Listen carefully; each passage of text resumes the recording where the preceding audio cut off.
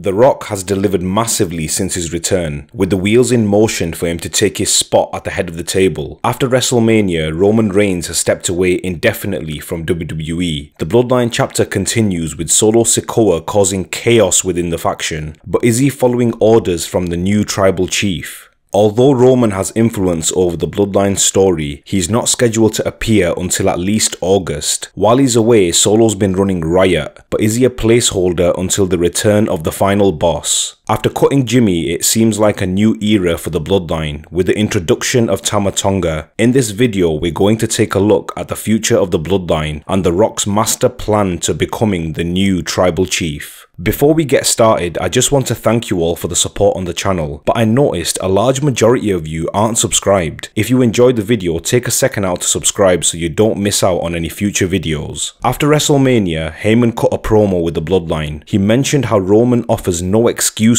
for what happened at WrestleMania, but Solo didn't look happy. Roman sounded like a hypocrite. There was no way he'd stand for others failing, so why should it be different for him? Remember what happened when the Usos lost the tag titles? They became irrelevant to Reigns. According to Roman, John Cena, The Undertaker, Jey Uso were not to blame. He took accountability for his loss, mentioning how at WrestleMania 39, Cody took his eye off the ball due to interference of Solo. The same happened to Roman, who smashed Rollins with a steel chair after letting out all his frustration from his betrayal of the Shield. This was his downfall and he accepted it. As Heyman started to build hype for Roman's big return, he was cut off by Solo, who had heard enough. For the first time, he turned his back on the tribal chief. He called out Heyman for his hypocrisy, mentioning how results matter and losses deserve consequences. In this case, he wanted change. It felt like his words were directed at Reigns, but instead he turned his attention to Jimmy. It was time to take out the trash. Out of nowhere, Tama Tonga ambushed Jimmy and handed out a merciless beating in the middle of the ring. Solo landed the Samoan spike, but he wasn't quite done. Jimmy was out of the Bloodline, and they welcomed a new member, Tama Tonga. Heyman tried to call Reigns, but Solo interfered, smashing his phone to bits. He destroyed the only means of communication Heyman had to Reigns. It makes you think if this was calculated. Was Solo executing The Rock's orders? It wouldn't be a reach because he took out Jimmy, who was a member of Roman's Bloodline, and introduced a new recruit. Is it the beginning of a new Bloodline with members handpicked by the final boss himself? After destroying the phone, Solo became unhinged, and Tonga grabbed a steel chair and placed it around Jimmy's neck. Solo sealed the deal by planting his arse cheeks into his skull. It's safe to say he's off TV for a while. After the attack, Heyman was asked about Jimmy's well-being, with Tonga coming in to announce it was ordered by the tribal chief. This left Heyman confused, with the camera turning to Solo, who smiled. Until now, it seems like he's taking over, but the smirk on his face could hint that he knows something we don't. The following week on SmackDown saw Solo entering the arena with Heyman, but he looked different. He came out suited and booted. It was clear he'd taken on a new role. Throughout the show, Heyman tried to stop him, but he wasn't having any of it. They made their way out to the ring with Tama Tonga missing. During the promo, Heyman introduced himself without any mention of Roman Reigns and asked for Solo's permission before continuing his promo. He was about to discuss the ongoing struggles within the Bloodline, but as he attempted to mention Roman's name, he was cut off again